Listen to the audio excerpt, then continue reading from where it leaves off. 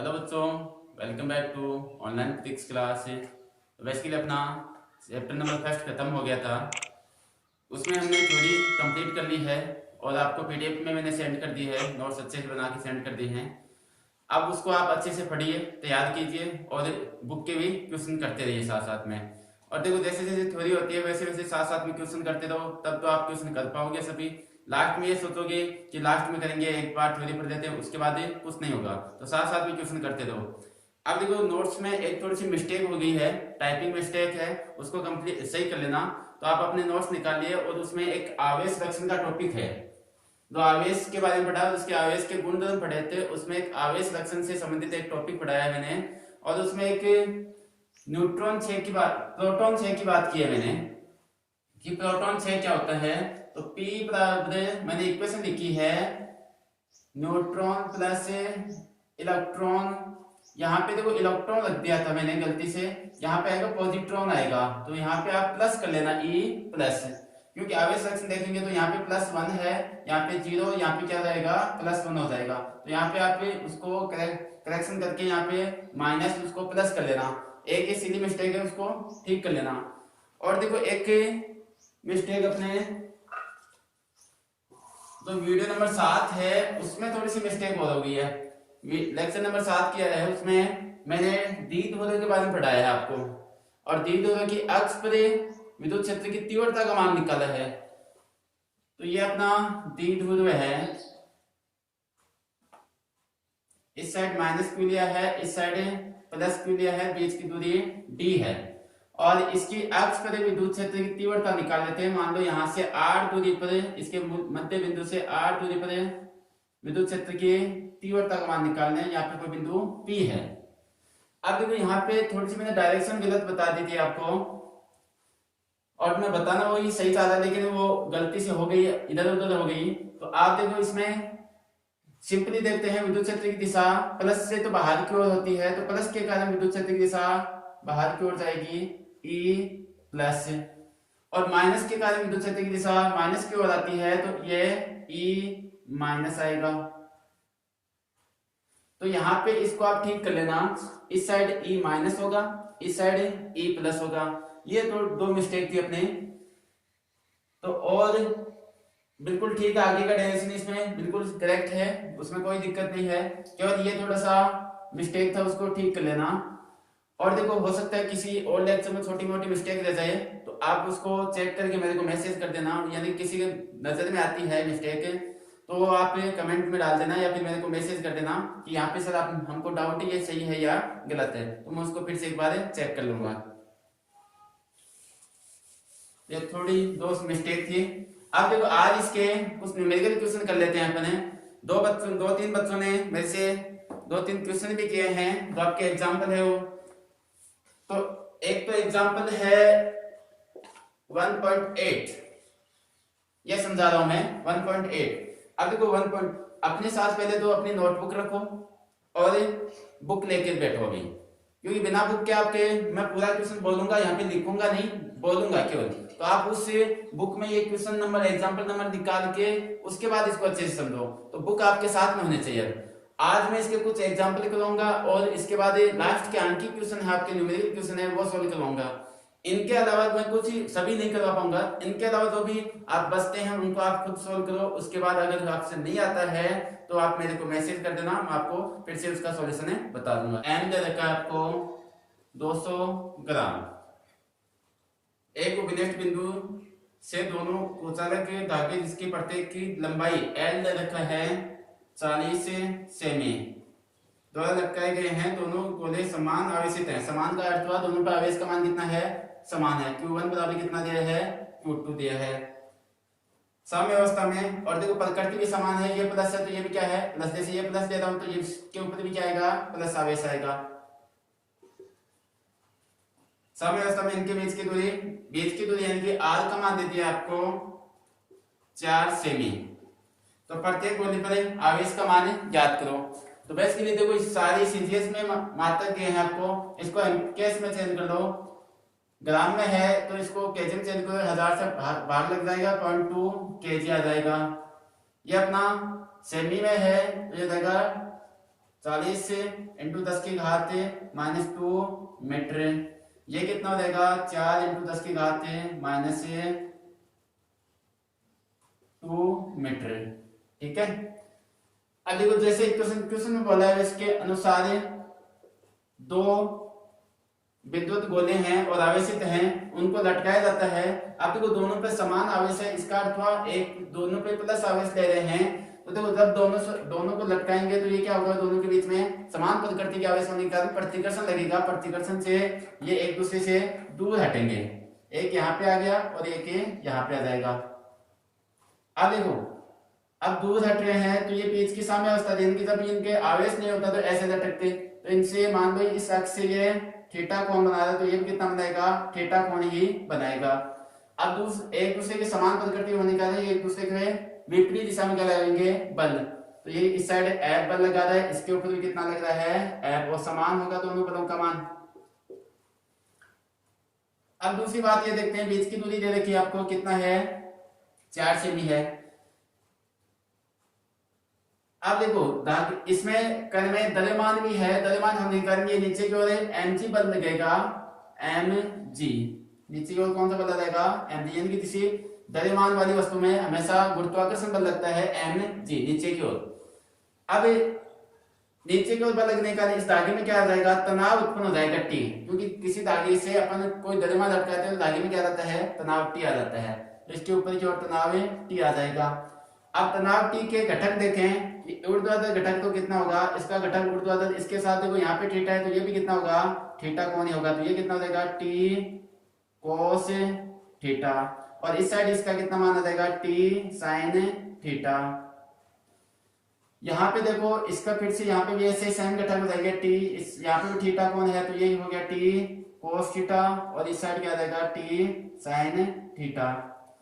अब दो इक्वेशन इसकी साम्य अवस्था के लिए इक्वेशन देखते हैं। साम्य अवस्था के लिए साम्य अवस्था का अर्थ हुआ ये स्थिर रहेगा। स्थिर कब रहेगा, जब ऊपर जितना बल लग रहा है उतना ही नीचे लगे, इस साइड जितना बल लग रहा है उतना ही इस साइड लगे, यानी कि नीचे की ओर mg है तो ऊपर की ओर कितना है, t cos थीटा। ये दोनों मान क्या होना चाहिए, समान, तो t cos theta equal to कितना हो गया, mg, एक नंबर इक्वेशन है। ऐसे ये इसके बराबर होना चाहिए, t sin थीटा बराबर कितना रहेगा, f। अब f का मान कितना है, कौन सा बल है, ये कूलम्ब बल है, तो कूलम्ब बल का मान कितना रहेगा, k q1 इंटू q2 होता है, तो q1 q2 बराबर है, इसको q ले लेता हूं तो ये कितना हो जाएगा, q स्क्वायर अपॉन बीच की दूरी r है तो r स्क्वायर। अब दोनों इक्वेशन है, ये दो इक्वेशन दे दो, इन दोनों का अनुपात कहते हैं। अभ्यास के लिए हमें क्या निकालना है, q का मान निकालना है कि q का मान कितना होगा, तो इनका अनुपात लोगे, अनुपात लगे तो ये समीकरण 2 में 1 का भाग दे दो, तो t sin थीटा बटा t cos theta equal to कितना हो गया, ये ऊपर जाएगा k q square upon r cube, r square. अब देखो t से t कैंसिल हो गया, sin बटा cos कितना हो जाता है, tan थीटा इक्वल टू कितना हो गया, और ये नीचे mg तो है तो ये कितना रहेगा, इंटू mg। अब इसको सोल्व करेंगे, यानी कि k q square upon r square mg। अब देखो tan थीटा बराबर कितना होता है, sin बटा cos होता है। अगर थीटा अल्फ है, यदि थीटा अल्फ है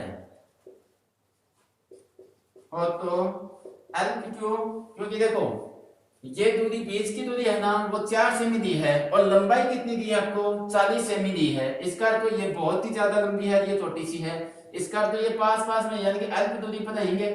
अब देखो ये दूरी अल्प होगी तो यहाँ पे कोण भी कितना आएगा, अल्प ही हो जाएगा, तो कोण अल्प हो गया तो tan थीटा का मान कितना हो जाता है, sin थीटा ही हो जाता है। tan थीटा लगभग बराबर किसके हो जाता है, sin, क्योंकि cos थीटा का मान अल्प के लिए कितना हो जाता है, 1 हो जाता है, तो sin थीटा का मान। अब देखो sin थीटा का मान कितना होगा, लाल बटा कक्का से निकाल लो, लाल बटा कक्का से लंब बटा करण। तो यहाँ पे देखो ये त्रिभुज लेते हैं अपने, ये वाले त्रिभुज, एक को ये त्रिभुज ले लो, लाल बटा कक्का से लंब कितना है, ये देखो पूरी r है तो ये कितनी होगी, r/2, तो लंब तो हो गया r/2 बटा करण कितना है, l, ये लंबाई l की आपको एल, तो ये कितना हो गया आर बाई टू एल।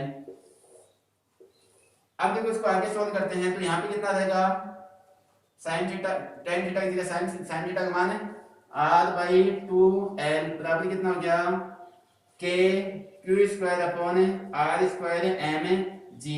अब आपको क्या निकालना है क्यू का मान निकालना है, तो क्यू स्क्वायर इक्वल टू कितना हो गया ये साइड आएगा तो R cube M G upon two L into K, तो क्यूब बराबर कितना हो गया root R cube M G upon two L K.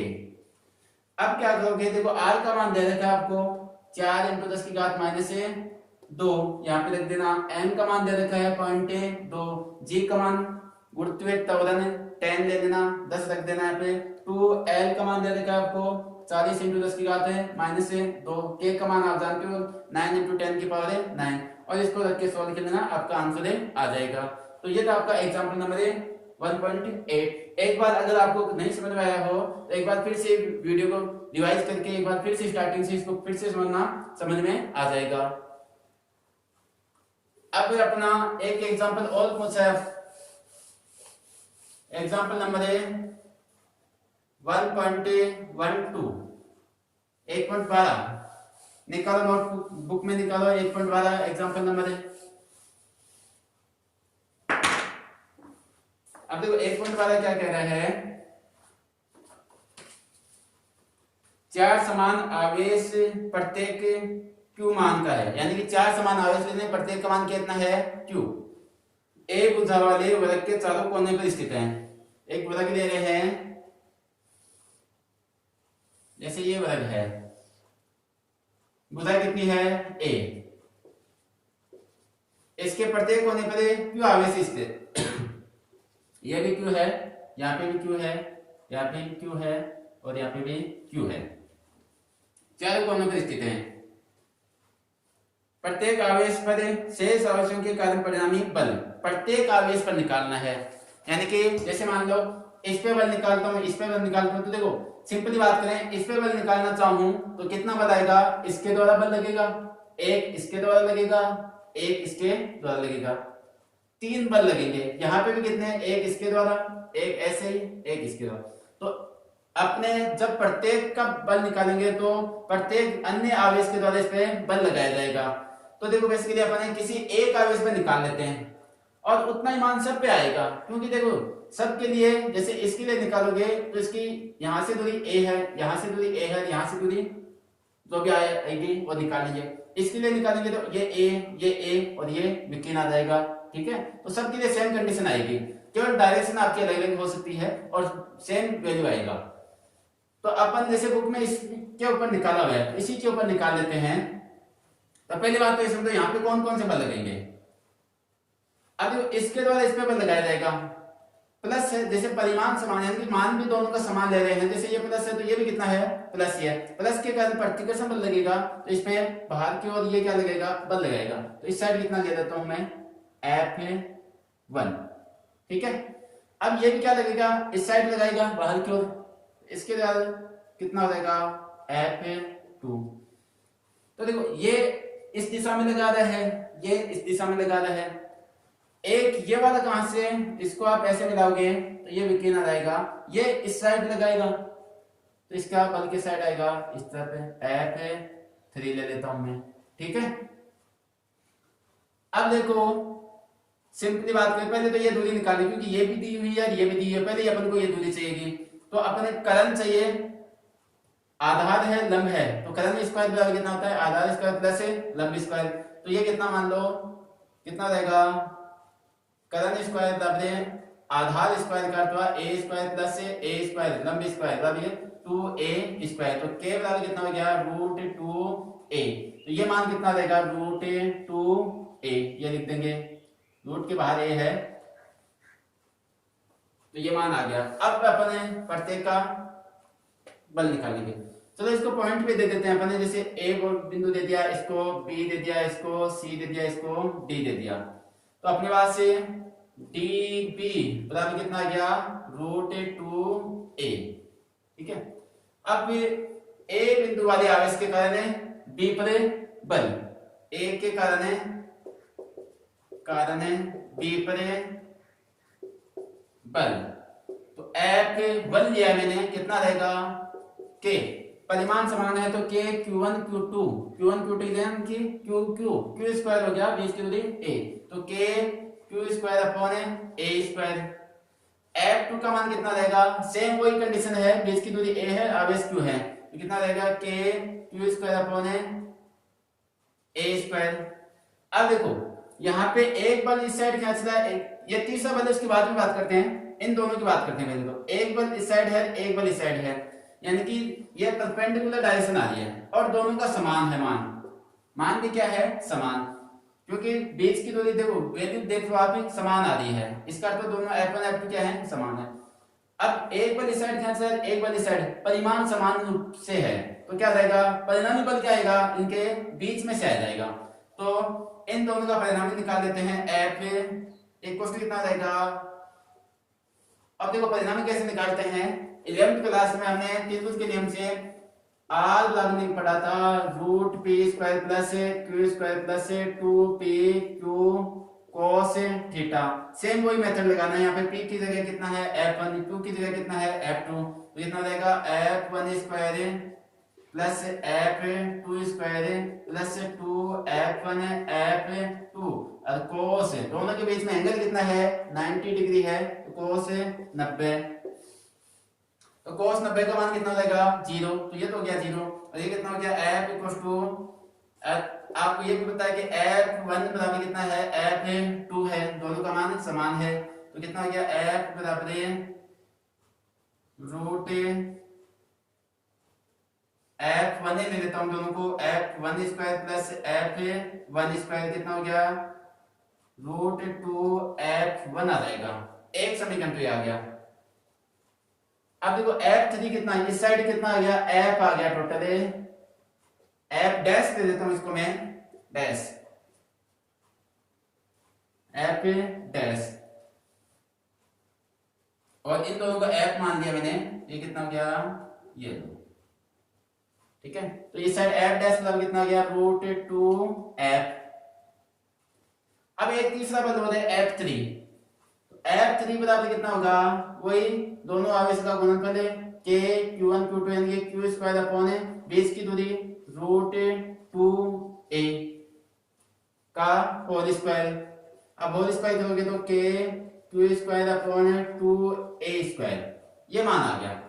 अब देखो दोनों एक दिशा में आ रहे हैं, ये भी इसी दिशा में है और ये भी क्या इसी दिशा में, एक दिशा में होने के कारण परिणामी बल क्या हो जाएगा, जुड़ जाएगा, परिणामी बल F बराबर कितना हो गया F डैश प्लस F3। अब तो F बराबर F डैश का मान कितना है रूट 2F प्लस F3 का मान कितना है, और देखो यहाँ पे ये F भी रख दो, F का मान कितना है रूट 2।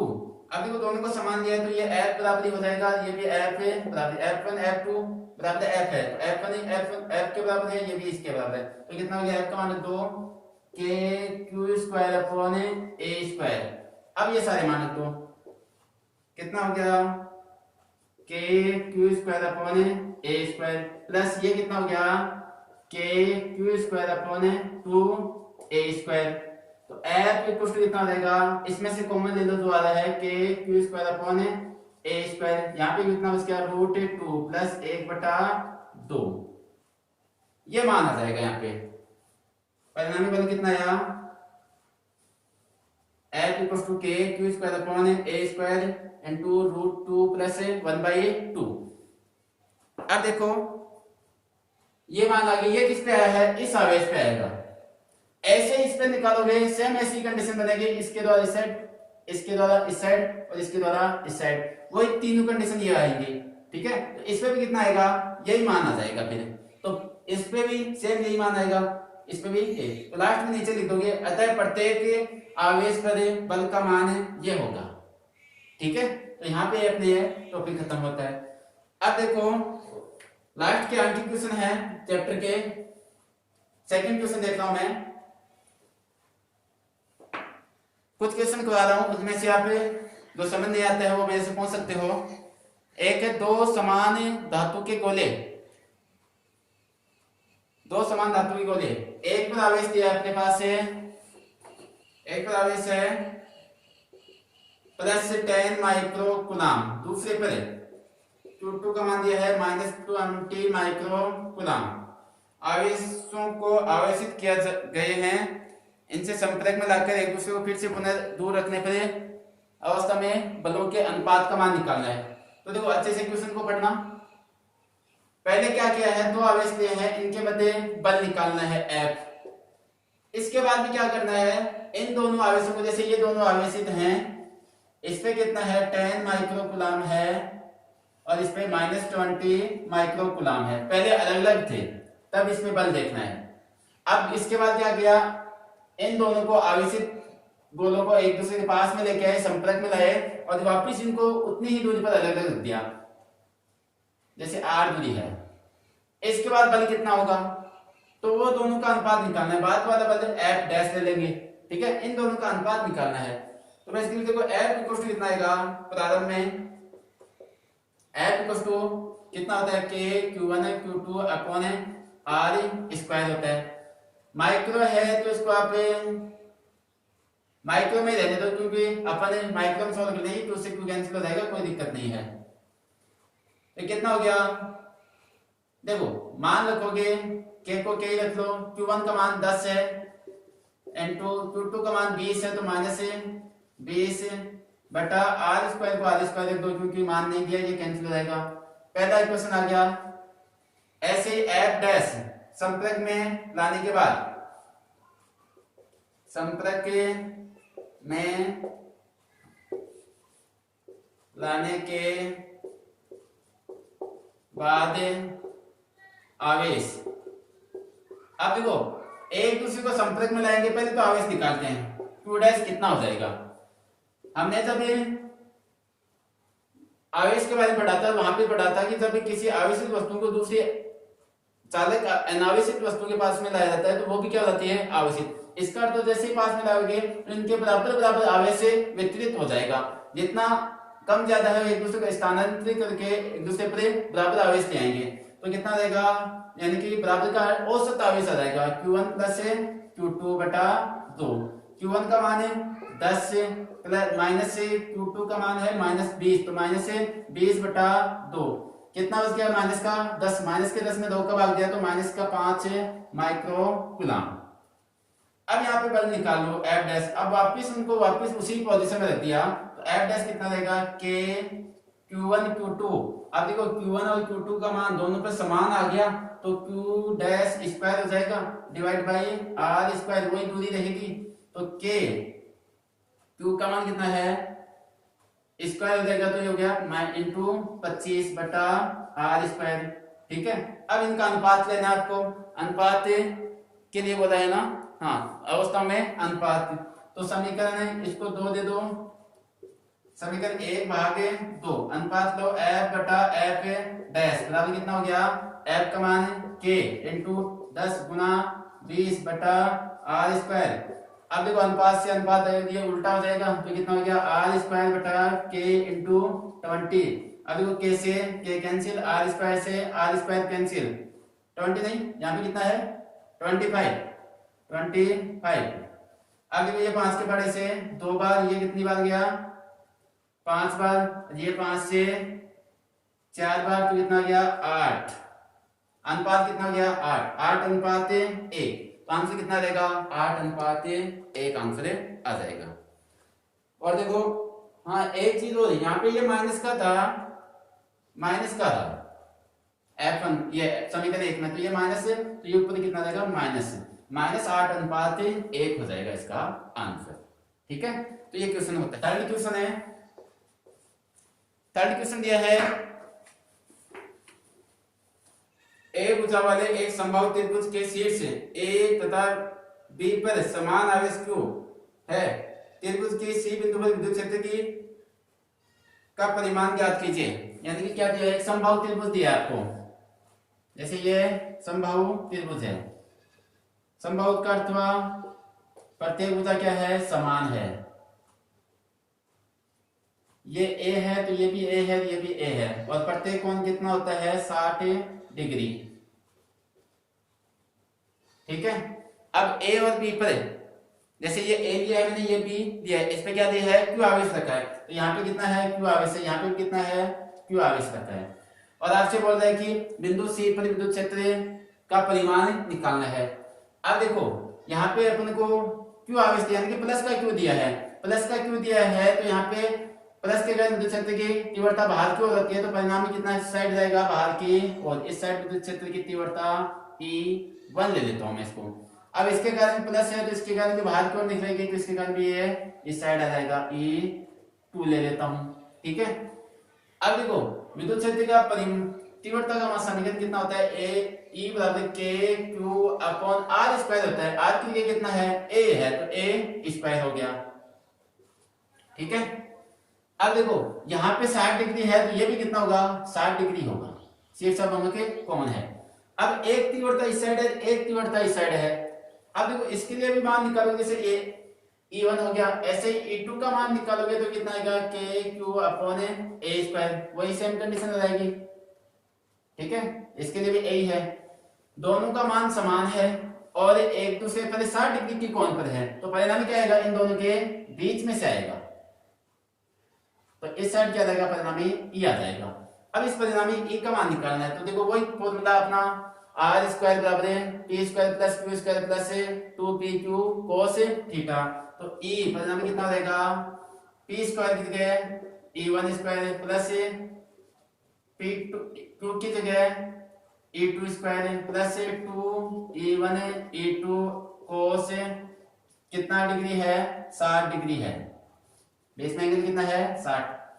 अब देखो दोनों का मान समान है, क्योंकि E1 है बराबर कितना है E2 है, तो इसको मैं इसको E डैश ले लेता हूं, परिणाम कितना है E डैश, और इसको इन दोनों को बराबर E मान लिया मैंने, तो E डैश बराबर कितना आ गया, E square plus E square plus 2E into E square, और cos 60 का मान कितना होता है 1/2।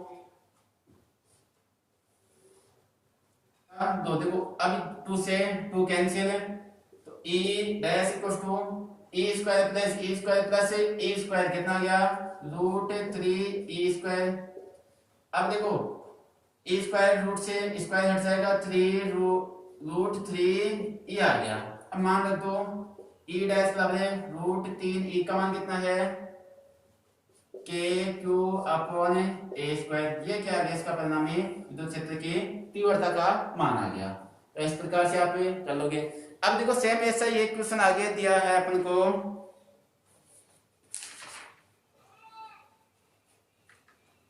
8वां क्वेश्चन देखना आप। 8वें क्वेश्चन में एक ऐसी कंडीशन दी है, यहाँ पे क्यू आवेश है, यहाँ पे क्यू आवेश है, और ये माइनस के हैं, और यहाँ पे +2q है, और द्विध्रुव का मान निकालना है। अब देखो +2q है, द्विध्रुव का अर्थ परिणाम में समान q, एक माइनस है तो दूसरा क्या होगा प्लस का q होगा। ठीक है, परिणाम में समान होते हैं और अल्प दूरी पर रखे होते हैं, तब ये क्या बनता है द्विध्रुव बनता है। तो यहाँ पे देखो परिणाम में समान, लेकिन प्रकृति में क्या है समान है, प्रकृति क्या होनी चाहिए विपरीत होनी चाहिए, लेकिन ये प्रकृति भी क्या है समान है, तो यह तो द्विध्रुव नहीं बना।